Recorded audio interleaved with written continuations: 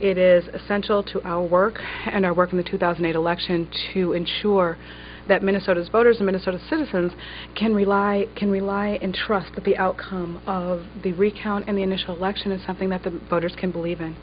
We have such a narrow margin this year, and there's such a national implication in terms of the outcome. We know that that outcome must be relied upon, and we know that our reputation, the reputation of Citizens for Election Integrity and of Common Cause, are going to lend itself to ensuring that that outcome is relied upon and trusted. Our report will indicate the observations of the outcome. Our observers do not interfere. Our observers will not be handling ballots. Our observers will not be challenging. Our observers will be observing. As a consequence, the outcome, we will issue a report in conjunction with our partners, and that report will reflect the accuracy and the validity of the election, the recount, excuse me.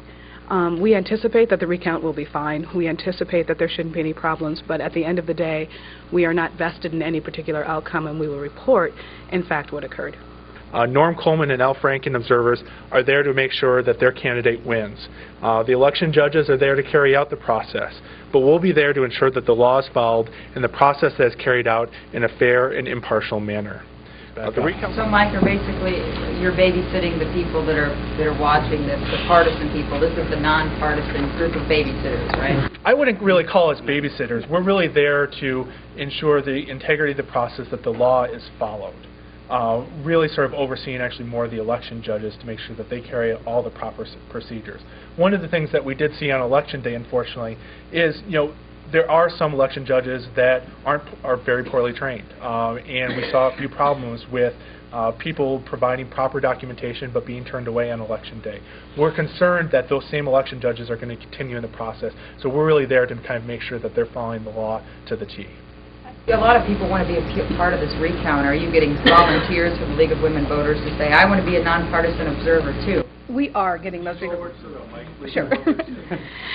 The League is getting lots and lots of requests for volunteers, but because it's so important for us to maintain the integrity of this process, we are not accepting any volunteers who are joining for the purpose of participating in the recount.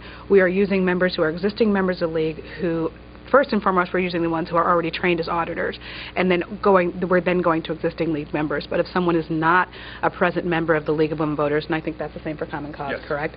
We will not be accepting new members solely for the purpose of their participation in the recount. Is that because you're skeptical of who they might be? You don't want to have to do background checks? That kind of well, exactly. Well, more background checks. I think it's really... I think there's no question that if the parties have an opportunity to sort of invade this piece of the process, we have to hold that line. Otherwise, our report, our outcome, our integrity is compromised, and we can't have that. Bear in mind that we have organized for the last 6 months just to prepare to observe this audit. Now we are going to essentially do what we did in 6 months, collapse that into 1 week to be prepared to observe the manual counting of 2.9 million votes. So it's a pretty big task, but we feel like we're up for it.